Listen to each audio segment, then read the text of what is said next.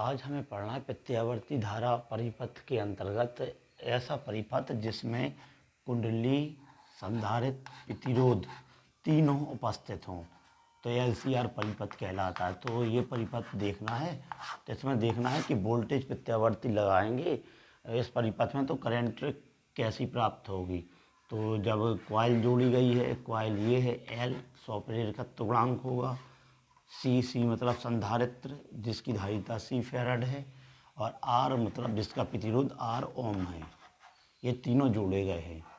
तो ऐसा प्रत्यावर्ती परिपथ जिसमें ये तीनों जोड़े गए हैं तो परिणामी प्रत्यावर्ती करंट कैसी प्राप्त होगी ये देखना है। तो ये प्लस माइनस ये प्रत्यावर्ती स्रोत जोड़ा गया है, वोल्टेज प्रत्यावर्ती स्रोत यानी वोल्टेज जोड़ा गया है, स्रोत या वोल्टेज। ठीक है, तो ये कितना होता है V = V0 sin ω t होता है, ये जोड़ा गया है। तो इस वोल्टेज के कारण प्रत्यावर्ती धारा माना I प्रवाहित होती है इस परिपथ में। ठीक है, तो दिया क्या गया है या लगाया क्या है, दिया है प्रत्यावर्ती वोल्टेज, प्रत्यावर्ती voltage V = V0 sin ω t। ठीक है, जब वोल्टेज लगाया है इतना तो करंट बतानी कितनी प्राप्त हो रही है करंट। तो हम निकालेंगे कि C के कारण कितनी करंट प्राप्त होती है, L के कारण कितनी होती है और R के कारण। तो फेजर आरेख के द्वारा इसे प्रदर्शित करें यदि, तो फेजर आरेख ऐसा हम जानते हैं।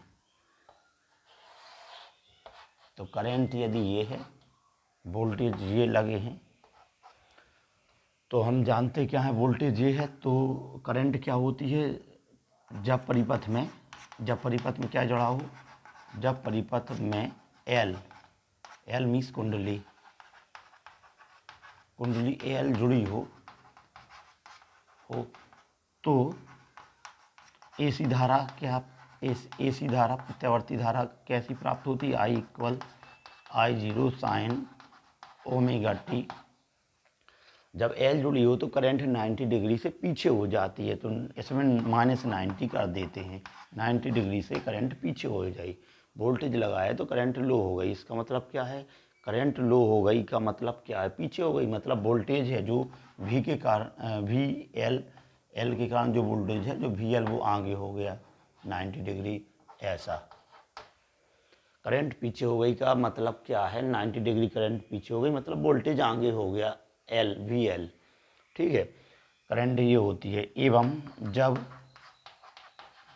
प्रत्यावर्ती जब क्या जुड़ रहे हैं, L ये जुड़ चुके कॉइल, जब C जुड़ा हो, जब संधारित्र जुड़ा हो, संधारित्र C जुड़ा हो तो परिणामी धारा कितनी होती है, परिणामी प्रत्यावर्ती धारा AC धारा तो कितनी होती है, I = I0 sin ω t। अब C जुड़ी होती तो 90 डिग्री से अग्रगामी हो जाती है, तो +90 आ गया। ये सब अपन पहले सॉल्व कर चुके हैं, प्लस हो जाती है। तो L और C जैसे अभी पहले पढ़ चुके, तो ये जब C जुड़ा हो एवं क्या जुड़ा हो, एवं जब परिपथ में R जुड़ा हो, परिपथ में R मतलब ओमीय प्रतिरोध, ओमीय प्रतिरोध R हो, R जुड़ा हो, तब परिणामी धारा, परिणामी AC धारा क्या हो जाती है, परिणामी AC धारा तो ये हो जाती है I = I0 sin ω t। इसमें जैसा वोल्टेज का इक्वेशन आता है ओम के नियम से, वैसे ही करंट का इक्वेशन आ जाता है, मतलब समान कला में होती है। तो जहाँ करंट जा रही है वैसे ही प्रतिरोध होगा, प्रतिरोध के कारण विभव कितना होगा, समान कला में होगा। करंट ये होती है तो वोल्टेज ये होगा R के कारण, मतलब दोनों एक ही कला में चलेगी, ना आगे ना पीछे। ये पीछे काय के कारण हो गया है,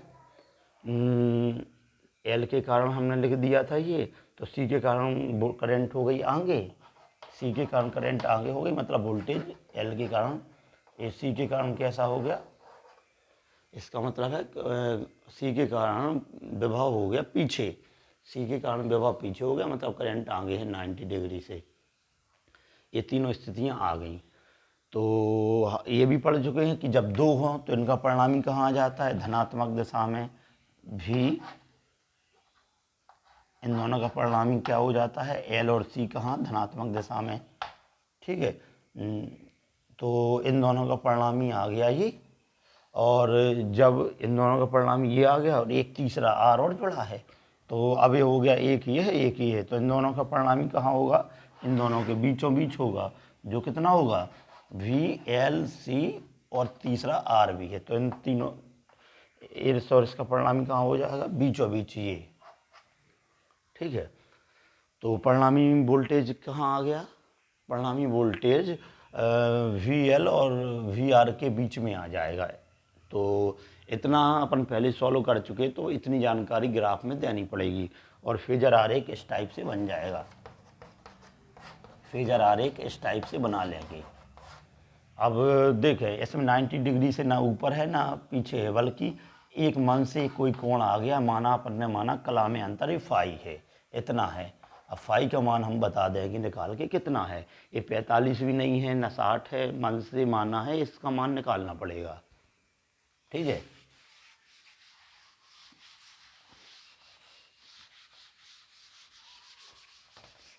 तो हमें क्या ज्ञात करना है, परिणामी वोल्टेज ये कितना है, एलसीआर परिपथ का परिणामी वोल्टेज कितना आ जाएगा ये ज्ञात करना है, परिणामी प्रत्यावर्ती वोल्टेज। तो ये हमने कितना मान लिया, वी एल सी आर, इतना निकाल लिया, वी एल सी आर आ रहा है।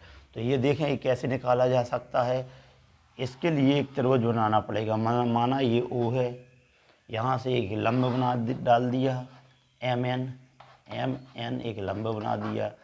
ठीक है, 90 डिग्री से एक त्रिभुज बन जाएगा ओ एम एन या ओ एन एम में।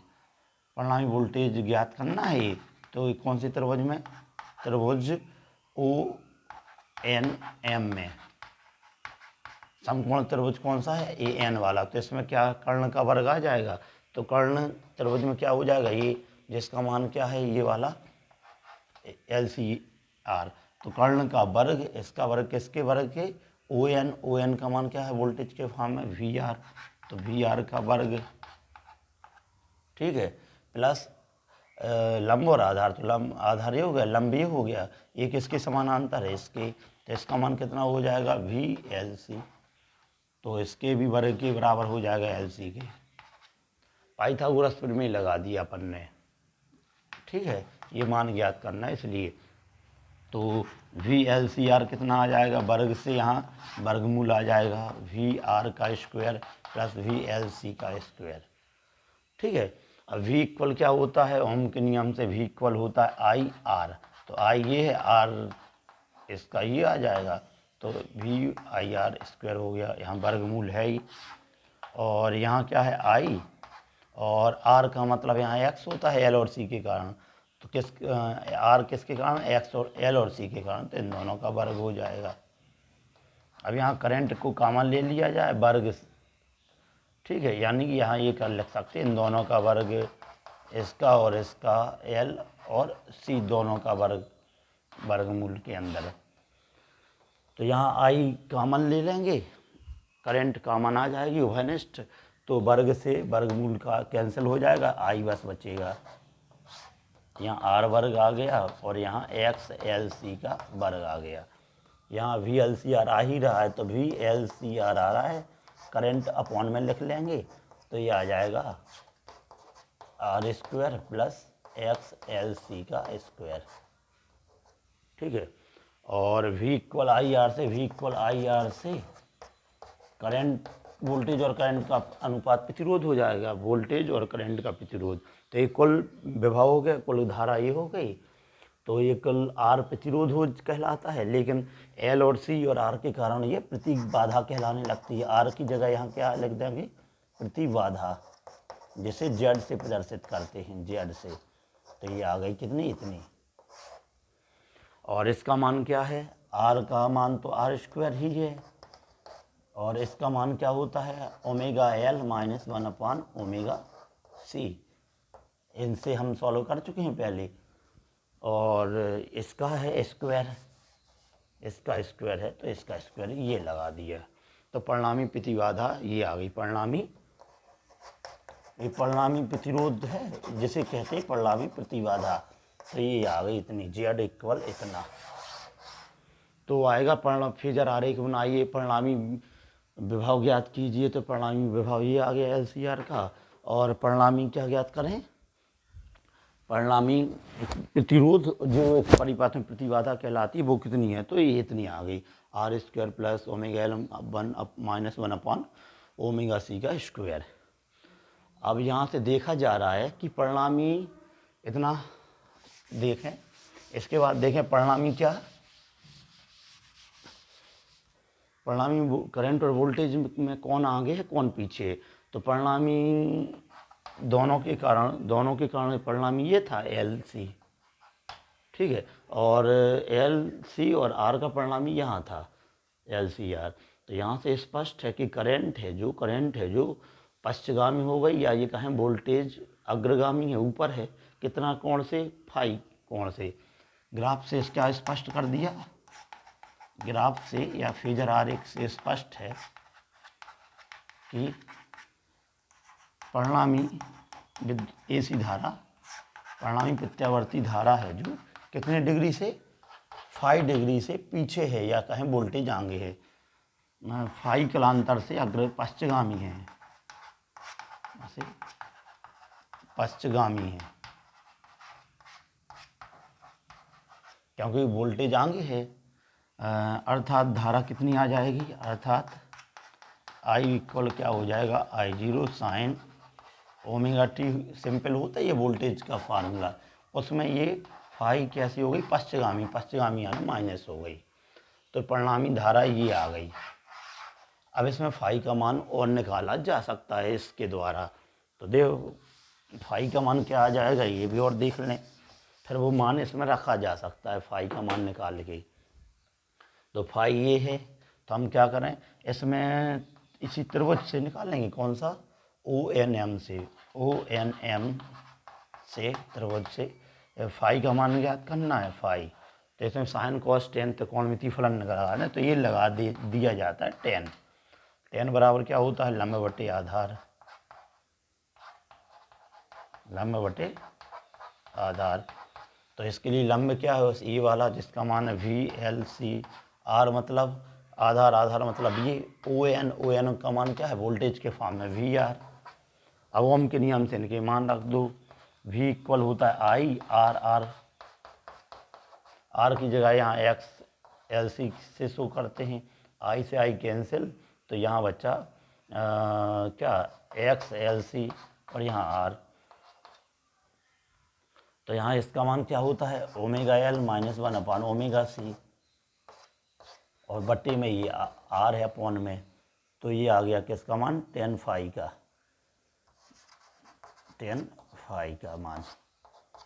तो यहाँ फाई की वैल्यू निकालेंगे, तो यहाँ 10 का यहाँ आएगा तो 10 -1 हो जाएगा, ओमेगा L माइनस 1/ओमेगा c, और इस सबके बटे में ये R, बटे में आएगा, ऊपर लाएंगे तो माइनस, तो ये 10 इनवर्स हो जाता है। तो ये 10 कलांतर इतना आ गया परिणामी, ठीक है, ये क्या आ गया, परिणामी कलांतर। तो इस फाई का मान हम रख देंगे, अतः परिणामी धारा कितनी हो जाएगी, इस फाई का मान यहाँ से रख देंगे।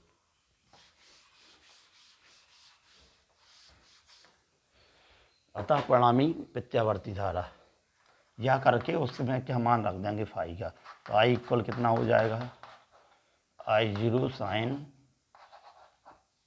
ओमेगा t माइनस, यहाँ फाई की वैल्यू क्या आ जाएगी, omega t minus phi equal 10 inverse omega L minus omega c upon R, इतना आ जाएगा, ठीक। तो परिणामी धारा कितनी आ गई, परिणामी धारा का ये सूत्र आ गया। ठीक है, और इसमें क्या है, एक शर्त और लगा देते हैं कि अनुनादी की शर्त क्या है, अनुनाद की शर्त। तो अनुनाद रेसोनेंस की कंडीशन क्या लगा सकते हैं इसमें, और अनुनाद की शर्त। तो यदि क्या हो, इसकी प्रतिघात XL और इसकी प्रतिघात होती है XC, यदि ये दोनों बराबर हो जाएं, XL बराबर XC, जिसका मान होता है ओमेगा L और यहाँ अभी मान चुके हैं ओमेगा C, ये दोनों बराबर हो जाएं तो क्या होता है, प्रतिरोध कम हो जाता है। तो यदि ऐसा हो तब क्या होगा, तब परिणामी प्रतिबाधा जो आई थी क्या, वर्गमूल R² 1/ओमेगा L - 1/ओमेगा C का स्क्वायर, ये हम निकाल चुके हैं अभी। तो इसमें क्या होगा, यहाँ R बस बचेगा R², ये बराबर होने से 0 हो जाते हैं, ये 0 हो जाएंगे तो 0 का स्क्वायर। तो परिणामी प्रतिबाधा है जो ओमीय प्रतिरोध के बराबर हो जाती है, यानी कि प्रतिरोध कम हो जाता है, या जिसे कहें प्रतिबाधा, प्रतिबाधा प्रतिरोध के बराबर हो जाता है। ये प्रतिरोध इनकी प्रतिघात बराबर हो जाती हैं। ठीक है, ऐसा।